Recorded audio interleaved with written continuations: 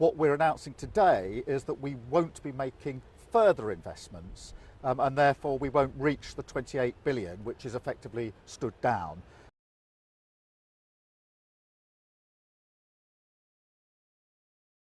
We won't reach the 28 billion, which is effectively stood down. We won't reach the 28 billion.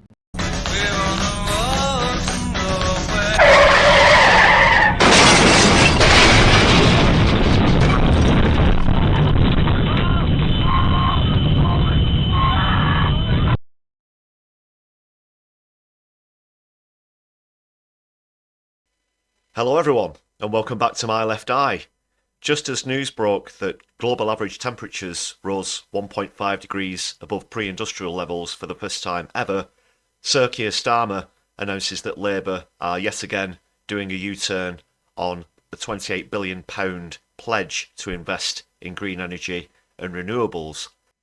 At the Paris Climate Summit in 2015, world leaders agreed that 1.5 degrees Celsius was a target that should be kept within. Climate scientists from around the world have said that the best way to prevent this would be to divest from future investment in fossil fuels. Kier Starmer has already announced that he will not be cancelling new fossil fuel licences, and throwing his 28 billion green pledge out of the window is only going to add more fuel to the fire. Let's take a closer look at the article. So here we can see the announcement came out almost at the same time that the information about average global temperature rises came out. You gotta be kidding. The article says Labour is ditching its policy of spending £28 billion a year on its green investment plan in a major U-turn. That's the latest major U-turn. Kier Starmer obviously not very good at following through on his pledges, as we've seen ever since he was vying to become leader of the Labour Party back in 2020. The spending pledge was announced in 2021 and had been a key part of the party's plans to reach climate targets and secure green jobs. Sources insist the plan, which includes creating a publicly owned green power company, is not being dropped altogether, but Labour will not commit to investing £28 billion a year to deliver it. I suppose he imagines it's just going to fall out of the sky. Labour's position on the policy in recent weeks has been increasingly muddled, with some senior figures repeatedly refusing the £28 billion figure when pressed in interviews, while others, including party leader Sir Kier Starmer, continue to do so. It's expected that Labour will argue that they have to focus on being seen as responsible stewards of the economy, rather than committing to a spending pledge that opponents regard as reckless, aligning himself with the Tories yet again.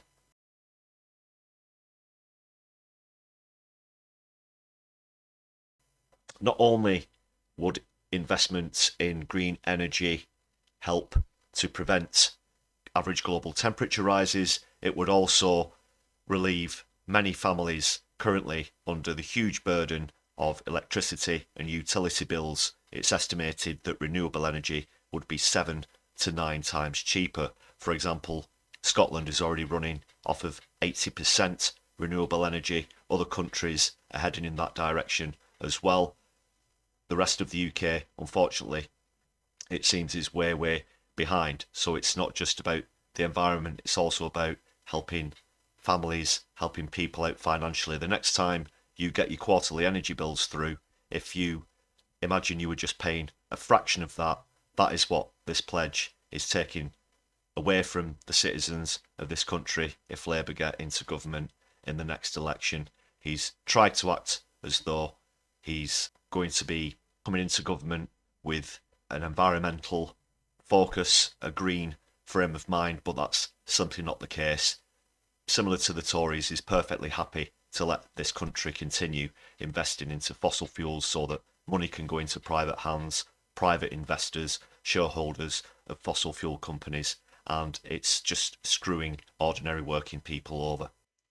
The article also says the move to ditch the spending promise was criticised by left-wing campaign group Momentum and Unite, Labour's biggest union backer. This latest U-turn represents yet another capitulation to right-wing interests, a Momentum spokesperson said. Sadly, there is a huge gap emerging between the scale of the economic and environmental crises that are facing us and the solutions being offered by a Labour leadership afraid of its own shadow. Unite leader Sharon Graham said the Labour movement has to stand up to the Conservatives' false accusations of fiscal irresponsibility. There has been a catastrophic crisis of investment in Britain's economic infrastructure. Claire Denyer, who's the co-leader of the Green Party, said this is a massive backward step for the climate, for the economy and for good quality jobs. Both the security of our planet for future generations and the UK's future prosperity is dependent on greening our economy, and that requires large-scale investment. As you can see from this graph, temperatures, average global temperatures and sea levels are increasing year on year. At the moment, we're on course to head way past 1.5 degrees, even way past 2 degrees Celsius of pre-industrial global warming. The current path that the world is heading on will lead to at least a 2.7 degrees Celsius rise, experts say. This map shows how the United Kingdom will be affected in the coming decades if we do not take action against global rising sea levels.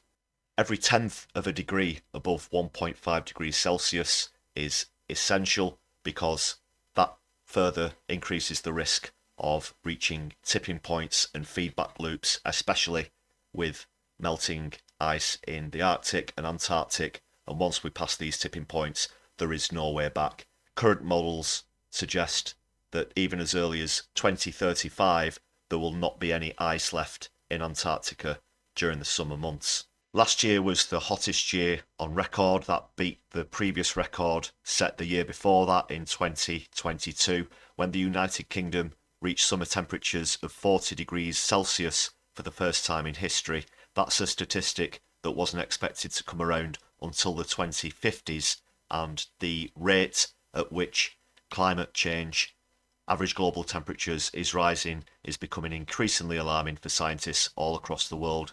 Many of the models that the scientists use to predict this kind of climate behaviour has seen record temperatures coming way sooner than expected. The only way that we can prevent a climate catastrophe in the future is by trying to stay under 1.5 degrees and from divesting away from future fossil fuel licenses.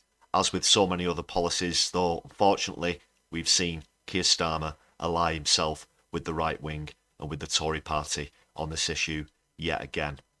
But what are your thoughts on this topic? Please do let us know in the comments. I'd love to know what you think about this latest U-turn from the Labour Party, as well as your general thoughts about what this country should be doing to prevent more climate catastrophe. Many people are backing Sir Kier Starmer to become the next Prime Minister of the UK. However, here on My Left Eye, we say to Keith, you can get to fuck.